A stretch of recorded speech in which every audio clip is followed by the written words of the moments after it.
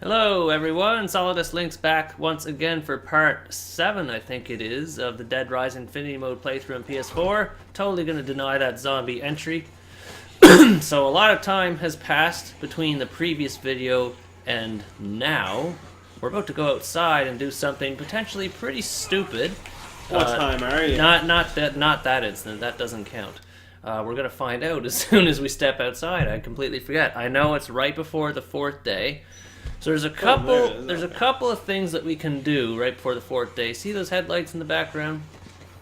Oh. Those are the convicts over there driving in that general direction. We're gonna catch up with them once I get my survivor screen up there. There we go on my computer. So the convicts are pretty stupid foes to fight in Infinity Mode because they do not drop any food whatsoever, and they are very dangerous to fight because they have a vehicle and they have a machine gun. Thankfully, they are retarded as shit. Look at the pro AI in these guys as they try to drive through a tree.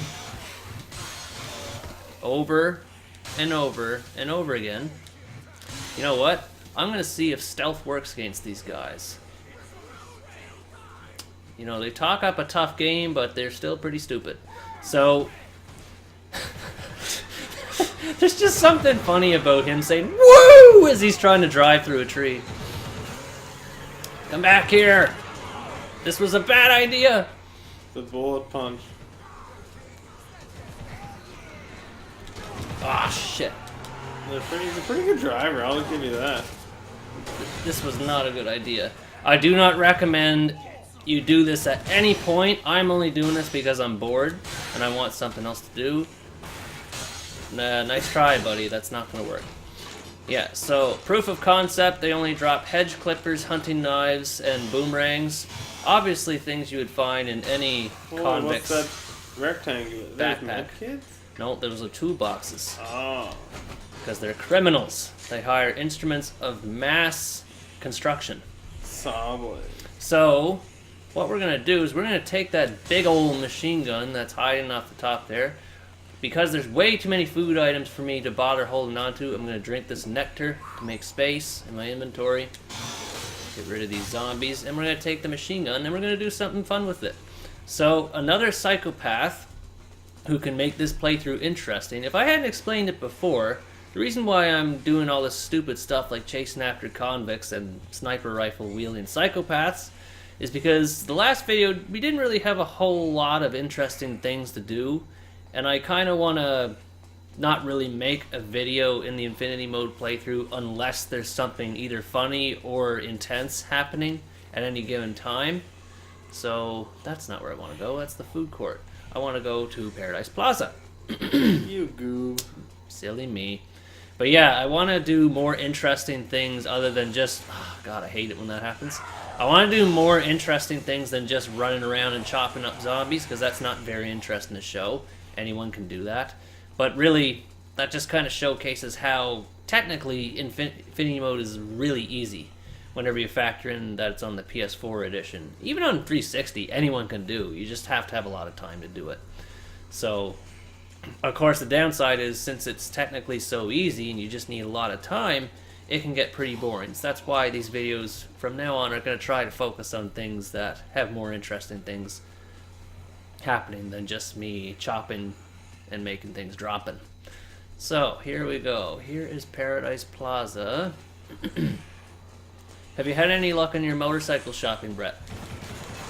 Yeah, I'm trying to stop. Stop the searching. Well, for a bit. Yeah, I'm not going to be buying anything anytime soon. You've had enough, had you? No, it's more just like, okay, Brett, you should stop. Yeah, it's a problem, Brett. We need to talk about it. Well, like, if I keep going, I'd probably just end up, like, trying to buy one. It's like, why would you buy a bike in February? Yeah. Honestly, I'm having that problem right now with video games because Resident Evil 2 came out just recently, the remake of it. And I really, really want to play it, but I keep telling myself, Lane, you don't have enough money to spend freely on $80 games. That's the price of games in Canada now. It used to be $60. So, I don't know. I'm going to buy it eventually, but it has to be on sale in order for that to happen. Curse you, games industry.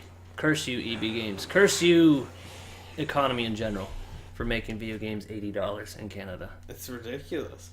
They never used to be that way. I never understood why they hiked the price up. Yeah.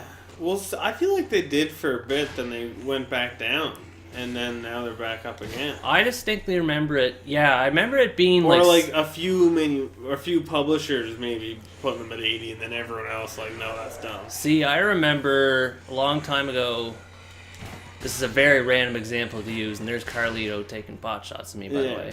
So I'm having to explain myself while dodging sniper fire. Why is he firing so many bullets? Those are some weird shots. That was extremely easy. Wow. So, here's the conflagration of zombies that I encountered shoot last those time. Tanks. Good things will happen. That happens. It's pretty underwhelming. I was hoping you would die. No, you wouldn't, because then the playthrough would be over. No, I was. Oh, you were. You were. Oh yeah. You were trying to implement subterfuge, were you? Yeah, I was hoping. You dirty, rotten scoundrel. Here's hoping, But the funny thing is, I actually encountered this exact same group of zombies in my last Infinity Mode playthrough, shopping carts and all, including those tanks. Those tanks, yeah. And I said some stupid, corny line that I thought Deadpool would say. And when I look back on that video now, it's just like, that's something a teenager would say. Like, I was 23 years old when I said that. And I guess I wasn't mature enough to realize the consequences of my actions when I engaged in that dialogue. But anyways, such is life. Anyways, what I meant to say, the random example that I use regarding the price of games is Guitar Hero Smash Hits. I distinctly remember buying that game one of the first days it came out, and it was $70. And that was what new prices were for video games in Canada back in 2010, I think it was. And then a few years after that, I remember when I bought Heavy Rain on PS3, that was $60. And I remember being impressed. I was like, wow, prices have gone down. That's awesome. And then, like, years later, they go back up to $70. And it's like, okay, don't know why. That's not a welcome change. Yeah. And then, all right, then. And then a few years later, or I think a few months after that, it went up to 80. And I was like, what the actual F? You know, like, what's going on here? Like, I just bought GTA 5. Just? 2 months ago. I had it for Xbox 360. Yeah. But I bought it at the standard, like, probably $70, $69.99. Yeah. But when it came out on PC, and up until November, it was $70 or $80. Isn't that wild? Or like $60. That is so wild. It finally went down to 20, and I figured, okay, I'll buy it. I've held out long enough. You relented. Yep. Feels bad, man. So, yeah, we pretty much took care of the psychopaths that I wanted to right at this moment in time, and I still have tons of ammo in this machine gun, encountering queens left, right, and center. That's another one right there, too. Look at this. Tons of them. Loads of them, one might say. Whoa, get away from me. Stranger danger. So, what else can we talk about? Is there another Netflix original I've seen recently? No, there's not. Actually, you know what? I've been watching anime lately. Ooh, what ones? I've only gotten started into it. I'm more of a casual fan of anime. I'm not like one of those like weeaboo types. I mean, those are extreme examples, but I even then I've never really been a big watcher of anime. But I don't mind watching it. Like, I'll watch like a slice of life show now and then. I'm not really a fan of the more fantastical animes that are out there. Although the ones that are like legendarily exaggerated, like Fist of the North Star, I just can't get enough of, because they revel in their absolute absurdity. But there's the anime I watched recently is a show called Your Lie in April, which was supposed to be, I think, a romantic drama / comedy of sorts. Like, it had a bunch of different elements. It's about this guy who used to play piano, and he loses the ability to hear notes because of a tragic incident that he had with his mother, who was very harsh in terms of teaching him the instrument, very strict in his upbringing, and she was a sick mom. She had an illness of some sort. Didn't really explain what the illness was in the anime, as they usually don't in media in general. It's just always sickness X. My goodness, I can't talk today. Sickness X has affected this character, and you're supposed to feel sad for them. But you know, the mother in that show wasn't really shown to be a sympathetic character anyway. So it's like, okay, well, that's fine. Like, as long as I'm not supposed to feel sorry for her, then that's okay. But anyways, he loses the ability to hear music because his mother had a great deal in his upbringing in the music world. And he loses confidence in himself as a person despite his friends trying to support him. And it isn't until he encounters this blonde-haired cellist, a girl who plays the cello, violin, I guess. Violinist is probably the proper term. And he slowly starts rebuilding his confidence in his abilities for playing music, while at the same time falling in love with her. I don't really think they approached the whole love thing very well, but I won't spoil it for people who want to see the show. I enjoyed it for what it was, and it did get me back into sort of an anime groove, considering that there isn't even really a whole lot of anime shows on Netflix, at least to the extent that Crunchyroll has. Oh, yeah. But I enjoyed it for what it was. I didn't think it was that bad. Mm-hmm. So that's kind of like something that fills in that TV void for me, because TV, it mostly just feels like it's like, I always do that. It's just terrible. What's that? I mean TV. Oh yeah, well, a lot of TV is just awful. It really is awful. Like, god awful. It's just bad. Not even talking about reality TV. Like, there's just some shows that are just plain bad. Just bad. Like, yeah. you probably know more than I do, because you mentioned on one of the earlier episodes how much you watch TV shows on Netflix. Like, are there any shows that strike out to you as being awful? Oh my lord, yes. Well, so they made a show based around like a marijuana dispensary. Uh-huh. What was the name of that? I can't even remember. It was like blah blah blah so-and-so's pot shop or something like that. I watched a bit of that, and it was just like, yeah, sure, they like approached themes, but like it was just, I guess they tried to make it accessible. Like, I imagine, you know, the people that are still watching Big Bang Theory, they'd probably eat that show up. See, I don't even mind Big Bang Theory. Like, I agree it's technically not a masterpiece by any means, but I always get a few giggles out of it whenever I watch it. Maybe it's just because they have canned laughter in the show anyway, and I feel kind of bad. I'm still conditioned to laugh at that. Yeah. Like, I guess I just feel bad if I don't feel like I'm part of the audience sometimes, but there were some shows, I'm trying they to... definitely have their, like, good points, but it's just, I don't know. I guess I just decided that it felt like pandering. There was a reality show. There's one reality show that I do enjoy watching, and I have no idea if it's like real or not, but Is it like a treasure hunter kind of? Oh, sorry, you're gonna tell me. No, it's called Bar Rescue. Oh, Bar Rescue. Who does it? It used to be Spike TV. They're now called Paramount Network. No, the guy that rescues the bars. John Taffer. Okay, so I think that's the same guy it always was, is it? Yeah. Yeah, okay. Yeah, he's always been the host of it since day one. I've seen a few episodes of that. It's cool. Yeah. That's the one reality show I don't mind. And it's funny because I've always watched that show despite not being a big consumer of alcohol. But I just like enjoy watching the whole business side of it. I like seeing how the drinks are prepared. I like seeing how much shit people get into whenever John finds out the kitchens are clean, and he's like, rah, rah, rah, rah, rah, why? You're poisoning your customers. Says that over and over again. You're poisoning your customers. You're killing them. And it's like, Jesus, dude, calm down. But you know that they play that stuff up for TV. Obviously, it's not meant to be taken 100% seriously, but it does make you think about what's the state of your local restaurant that you go to.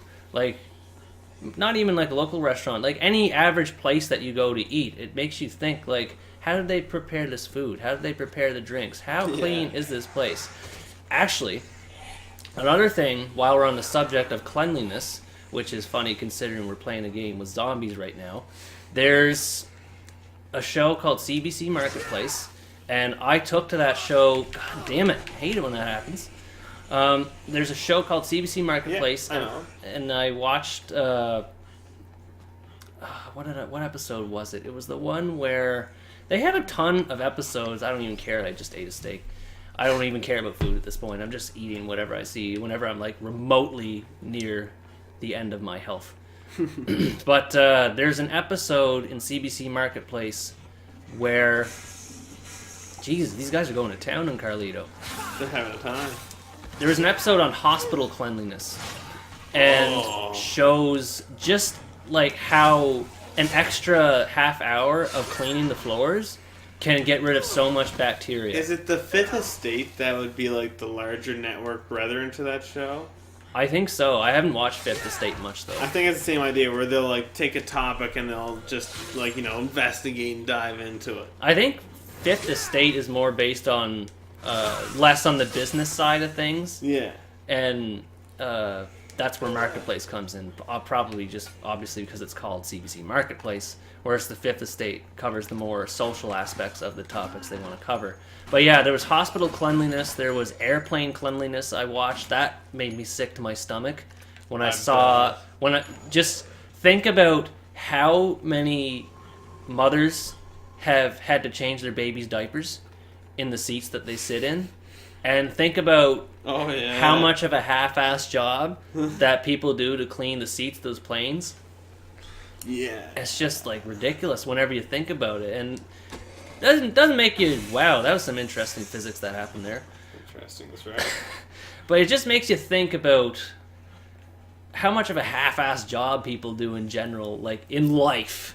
Like it makes you think about how much better certain things would be if people didn't do a half-ass job on them. And cleaning, it kind of turned me into a semi, not really, but still a little bit of a germaphobe. So I feel at that point, when you get to that state, it's also important to look up how strong the immune system is. Yes, that's right. Yeah. You know, you think about how many kids that they only get sick because they're around other sick kids, but like all the stuff they manage to get themselves into does nothing. Yeah.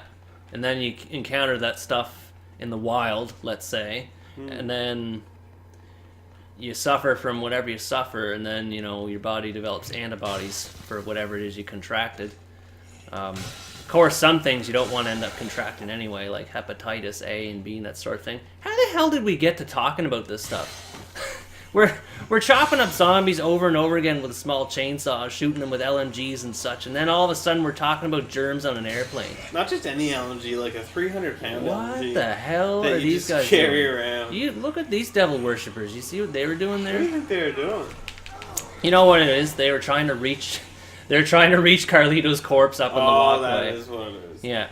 Yeah, see, they're still doing it. Look at that guy. He's like, waving his hands. I wouldn't mind all his hands. He's even holding the hand. Look at him. Do you see that? He's got the arm. He's waving all of his hands in the air like he didn't care. All of them. Even the one that's not his. Alright, so Frank's going to take a little bit of a book break, and when we come back in the next part, we're going to have a bit more. Well, we already have enough food. Actually, I'm going to eat some right now. So, after I eat the steak, we'll come back and do another video. So in the next... totally messed that up. What I meant to say is, thank you for watching this video. Hope you enjoyed it. And as always, stay tuned for the next part.